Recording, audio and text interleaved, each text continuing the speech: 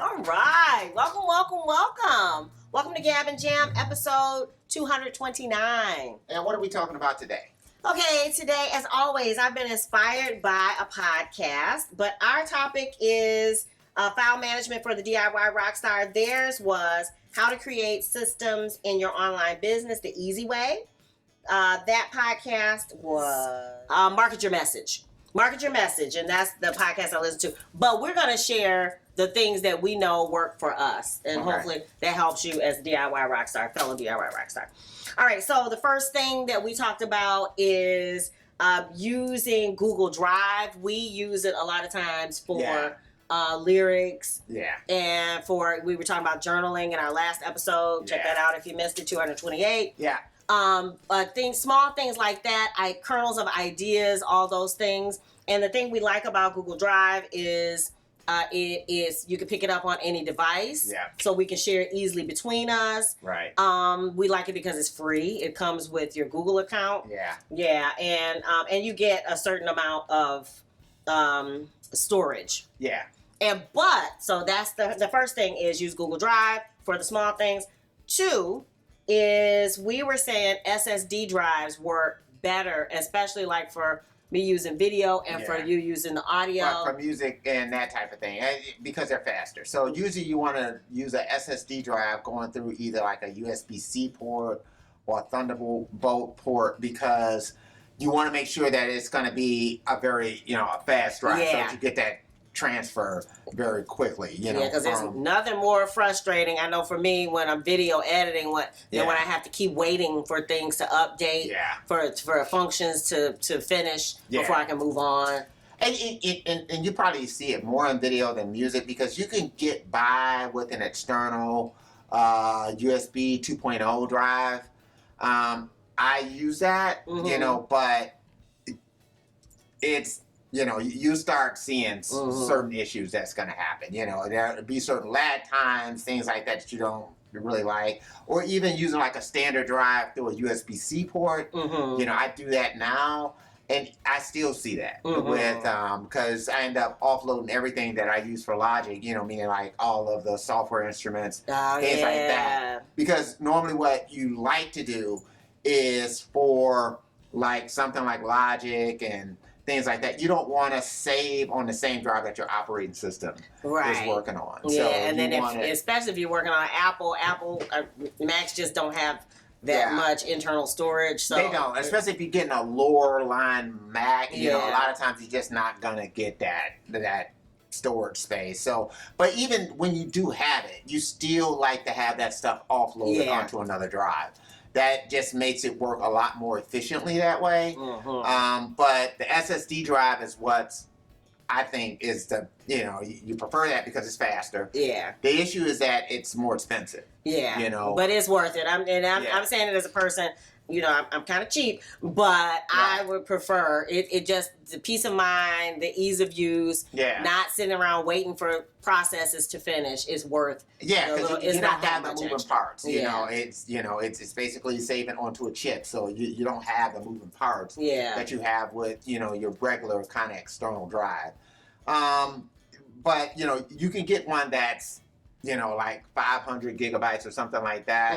That works well for music, not for video. For video, right? 1 terabyte. Yeah. And I think it's been about 6 months. Yeah. And I've almost filled up 1 terabyte. Pretty quickly. Yeah. So you're gonna have to switch out. And so that leads to the next tip. The next tip is make sure, because when I first was getting hard drives, I was naming them all kinds of fun, exotic things, Achilles and this and that and the other. And now I'm to the point where I put a date, because you're going to run through hard drives. Now, I don't know, we've been doing this since 2017, and I would say I've gone through about 6. Yeah. At least 1 terabyte hard drive. So what I've done too is I bought like one big drive that's like 10 terabytes. Oh wow. Okay. So I have that one big drive. Okay. And I move things from my smaller drives over to that one. Okay. You know, so I use it as a backup. Okay, a lot of good. times, Okay, but good. but also as a way of kind of moving things from one drive to another drive to make sure I'm making space. Sure. And that goes back to your file management thing. Yeah. That's why you want to make sure that that you have your folders named, that you know where stuff is being saved at. Oh my goodness. Just so that when you have to move it, that that you you're move it all moving things together. efficiently.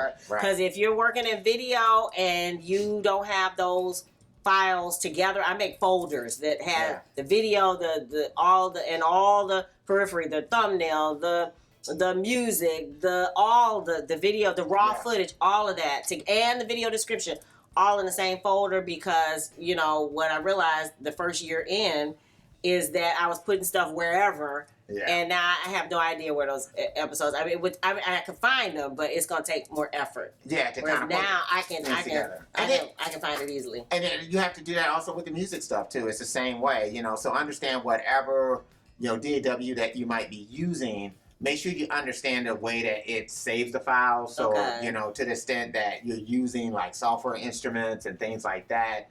Make sure you understand where they're going. Oh, yeah. What I started to do is like with software instruments and even with things like, Melodyne or, like any type of tuning stuff that I do, I tend to go ahead and just print those so that I don't have to go back to that software instrument. I have that. And then I also have the MIDI file. Okay. So I can go back to the MIDI file if I want to change the sound or something like that. But I just go ahead and print that software instrument so that, if you get to a point where, I don't know, you get rid of that or whatever, you always have that what track you have printed. Yeah, done, you mean just record the track. Yeah, just go ahead and record the track. Okay. So that's why I go ahead and just do that. So, you make sure that you have that and, and that's the same thing with hardware. Make sure you just go ahead and record it instead of having that MIDI file. So. Yeah. Ooh. And then finally, oh no, and then we didn't say back up regularly, but back up regularly, so that piggybacks no, on... you always want to do that. Yeah. So you want to back up regularly, and you probably want to back up in a couple of different spots. Yeah. Like I was talking about having one big drive, but I also have another drive where I kind of back things up just to kind of make sure you do that. And it's easy to, lose track of that. Oh my goodness. And so, you might want to try to do it maybe once a month or something like that because it does take time to do it. It does. And the other thing I do, which is another backup, is I never erase over the SD card. Yeah. And I know I have a drawer full of a ton of mini SD cards, whatever.